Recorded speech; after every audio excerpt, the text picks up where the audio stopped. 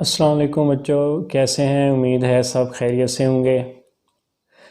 तो अभी मैं आप लोगों को फ़िज़िक्स का लेक्चर देने जा रहा हूँ। लेक्चर नंबर 1 है ये। डेट आज 1 अप्रैल है 2020।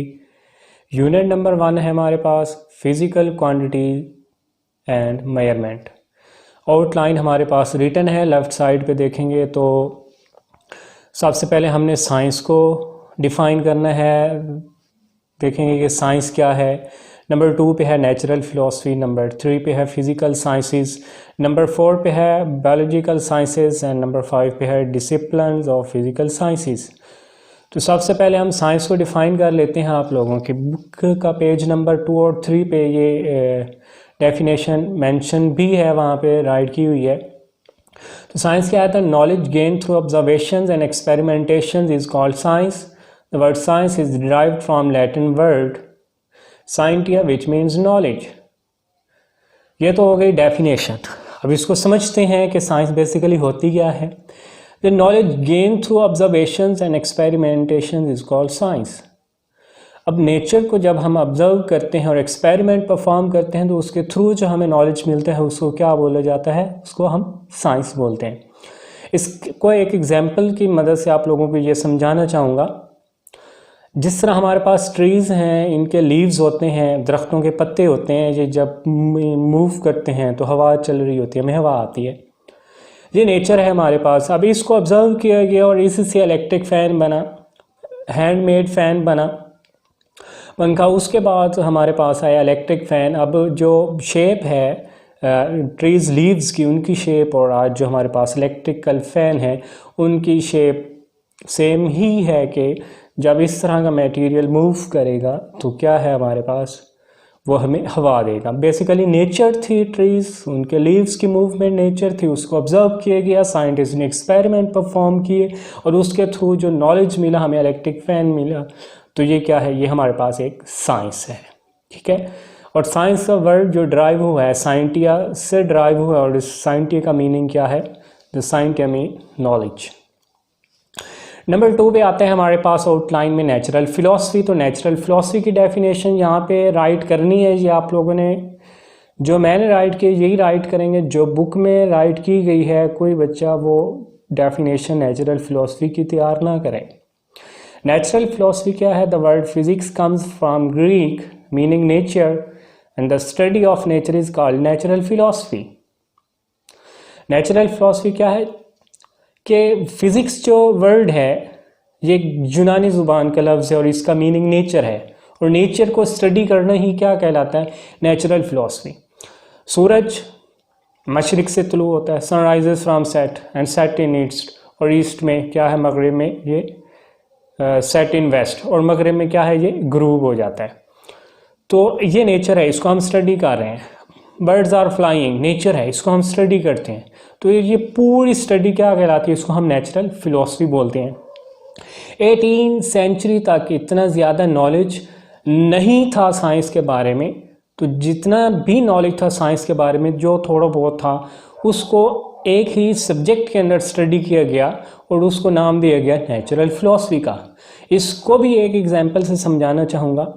फ़र्ज़ किया कोई एक न्यू स्कूल ओपन होता है, कोई स्कूल ओपन होता है, उसमें जो न्यू एडमिशन बच्चों के होते हैं, पहले एक बच्चा आएगा, 2, 3, ठीक है।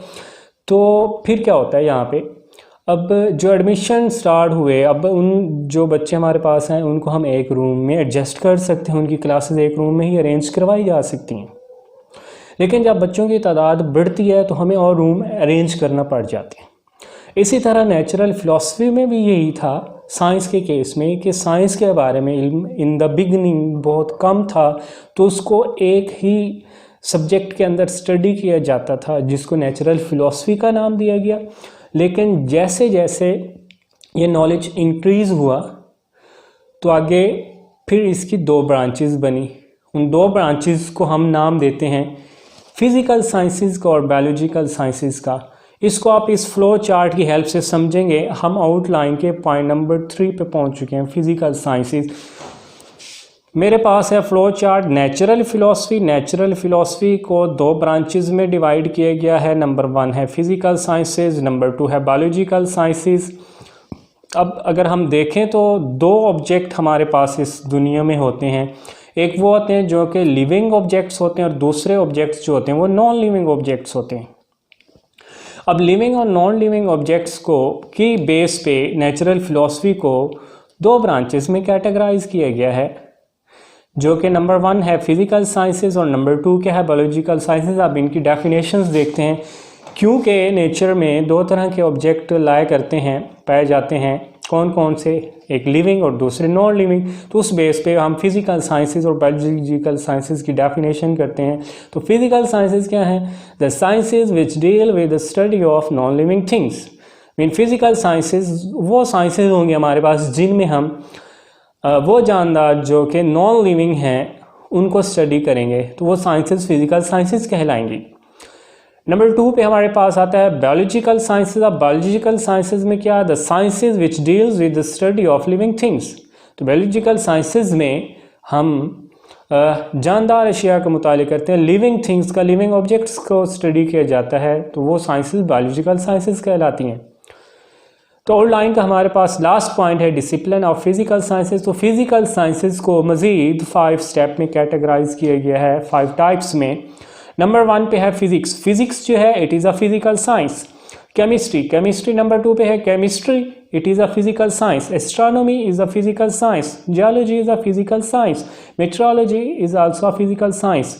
तो there are 5 discipline of physical sciences. Physical sciences के 5 डिसिप्लिन जिनमें फिजिक्स आ रहा है, केमिस्ट्री आ रही है, एस्ट्रोनॉमी आ रहा है, जियोलॉजी आ रहा है, मेट्रोलॉजी आ रहा है। इसको फ्लो चार्ट की हेल्प से समझते हैं। सबसे पहले हमारे पास नेचुरल फिलॉसफी थी। नेचुरल फिलॉसफी को 2 ब्रांचेस में डिवाइड किया गया। Number 1 physical science, number 2 biological science. Physical sciences को मज़ीद 5 ब्रांचेस में डिवाइड किया गया। फिजिक्स है, केमिस्ट्री है, एस्ट्रोनॉमी है, जियोलॉजी और मेट्रोलॉजी है। अब देखते हैं कि फ़िज़िक्स क्या होती है। फ़िज़िक्स को हम कल के लेक्चर में स्टडी करेंगे, ब्रीफली स्टडी करेंगे, डिटेल में स्टडी करेंगे। Physics is the branch of science which deals with the study of matter, energy and the interaction between them. इसके बाद हमारे पास है केमिस्ट्री। केमिस्ट्री क्या है? इसमें हम केमिकल्स के रिएक्शंस के, एटम्स के रिएक्शंस को स्टडी करते हैं। उसके बाद नंबर 3 पे है जियोलॉजी। जियोलॉजी हमारे पास क्या है? नंबर 3 पे है एस्ट्रोनॉमी। एस्ट्रोनॉमी क्या है? इसमें हम प्लैनेट्स, स्टार्स को स्टडी करते हैं। इसके बाद हमारे पास जियोलॉजी और मेट्रोलॉजी, लास्ट 2 जो हमारे पास फिजिकल साइंसेज की टाइप्स हैं, geology and metrology, they are physical sciences. इनको फिजिकल साइंसेज हम बोलते हैं। फिजिकल साइंसेज और ये अर्थ साइंसेज हैं। अर्थ साइंसेज हैं। जियोलॉजी ये अर्थ के इंटरनल स्ट्रक्चर के बारे में इसको स्टडी किया जाता है। और मेट्रोलॉजी में जो हमारे पास वेदर चेंजिंग्स आ रही होती है, क्लाइमेट चेंजेस जो आ रही होती हैं, एटमॉस्फेयर में जो चेंज आ रहा होता है, उसको हम मेट्रोलॉजी में स्टडी करते हैं। तो ये था आज का हमारा लेक्चर। तो इसकी आउटलाइन दोबारा बता देता हूँ। आउटलाइन आज की जो हमारे पास थी ये थी, साइंस को हमने रीड किया क्या होती है, नेचुरल फिलॉसफी को स्टडी किया, फिजिकल साइंसेज, बायोलॉजिकल साइंसेज, ये ब्रांचेस हैं नेचुरल फिलॉसफी की। अब फिजिकल साइंसेज को मज़ीद 5 डिसिप्लिन्स में डिवाइड किया गया है, जिसमें फ़िज़िक्स आती है, केमिस्ट्री आती है, एस्ट्रोनॉमी आती है, जियोलॉजी और मेट्रोलॉजी आती है। तो ये था आज का हमारा लेक्चर। कल के लेक्चर में हम लेक्चर नंबर 2 में फ़िज़िक्स की डेफिनेशन करेंगे और role of physics in our daily life study करेंगे। तो आप लोग अपना ख्याल रखिएगा। अल्लाह हाफिज़।